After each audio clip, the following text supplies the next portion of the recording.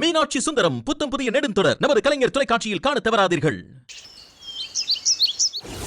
எம்மாடி நெய் தோசைக்காய் வெயிட்டிங், சீக்கிரமா வரேன்பா. அப்பா நெய் தோசை. வை வை வை.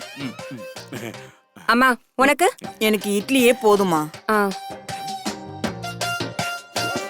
ஏமா நான் உங்ககிட்ட என்ன சொன்னேன்? தோசைக்கல்ல அப்படியே மாவை ஊத்தி ஒரு 3 கரண்டி நெய் எடுத்து இப்படிக்கா ஒண்ணு நடுவுல ஒண்ணு ஊத்தி மொருவலா எடுத்துட்டு வான்னு சொன்னேன். நெய் தோசைன்னு சொன்னேன். நெய் வாசத்தையே காணா.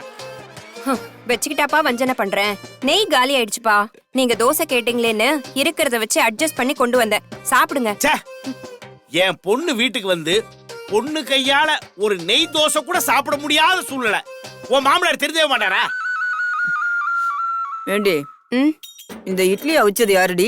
மாமனாரா? நான் சமையல் பண்றேன்னு சொன்னாலும் அவர் கேட்க மாட்டேங்கிறாரு.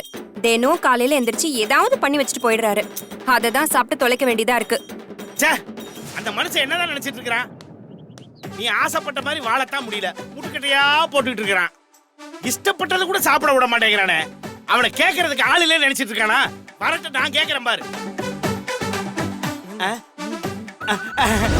வாங்க வாங்க வாங்க சபதி, வாங்க உட்காருங்க. நீங்க தான் என் வீட்டுக்கு வந்திருக்கீங்க, நான் தான் உங்களை வான்னு சொல்றேன். உங்க வீடு என் வீடு என்னைக்குமே நான் பிரிச்சு பாக்குறதே இல்ல. அப்ப இந்த மாசம் எலக்ட்ரிசிட்டி பில் கட்டிடுறீங்களா? அத விடுங்க சபதி, சம்மதிக்கு அப்ப தவாஸ்தா.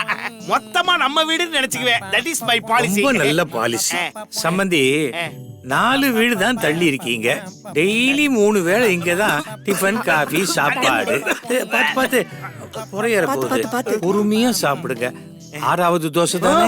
4வது தோசை தான் சம்பந்தி. அவ்வளவுதானா? சந்திரமுகி, இது கங்கா, அப்பா கவுனிம்மா, பொறுமையா சாப்பிடுங்க. நான் ஹோட்டல்லே சாப்பிட்டுக்கிறேன்.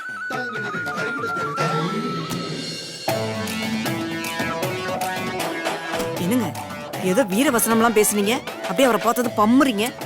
எல்லாம் காரணமா தாண்டி. வீடு அவர் பேர்ல இருக்குல்ல, அதனால எல்லாம் பொறுத்துதான் போகணும்.